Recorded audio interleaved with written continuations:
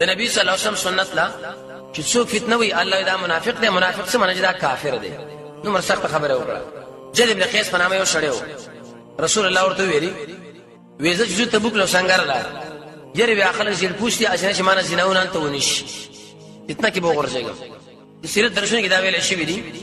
چې کله رسول الله صلی الله علیه وسلم ملګرو بیعت کوو دنه یوسر وخرو کو چا ورته ویل ولې ګرځي یو کې ورکړي وی نبی صلی الله علیه وسلم سره مجاهدین بیعت کوي مړ دي دغه خراب غنده سړي سره بیعت کولو کې دومره ګټ نشي د خپل مخ ولټو دا ورګه غنده سړي خراب. رسول الله ویلي اې دې شروع خواله سړي ډېر بد سړي دی، هغه انسان چې د صالح علیه السلام کې وجلې و دا ډېر بد خلک دي. نو آیات دلیل لپاره چې د نبی سنت له څوک فتنه وي الله دا کافر دی، ایمان نه کنګال دي. اوس څومره د خلک تیز احتیاط سره روان دي، یره دې سنت نه ګوره دې ملک فتنه جوړيږي او دا کار کوي. څو وخت ته بیانې چې دا سنت دی اخر.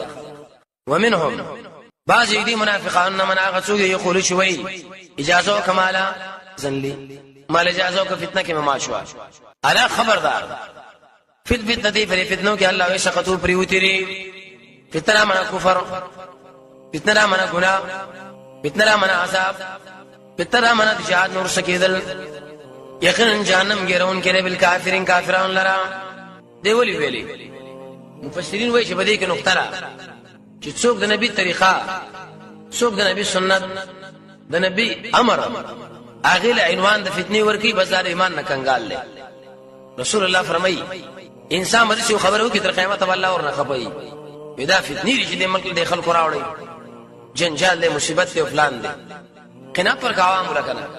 داوام حساب سے اقتدا کې په تکبیر کې الله اکبر کې خدا قناعت ورکه چې دا سنت د نبی دی خیر دې کې دا عمل چا مانسه کې وکي ځکه دا جهیز کار دی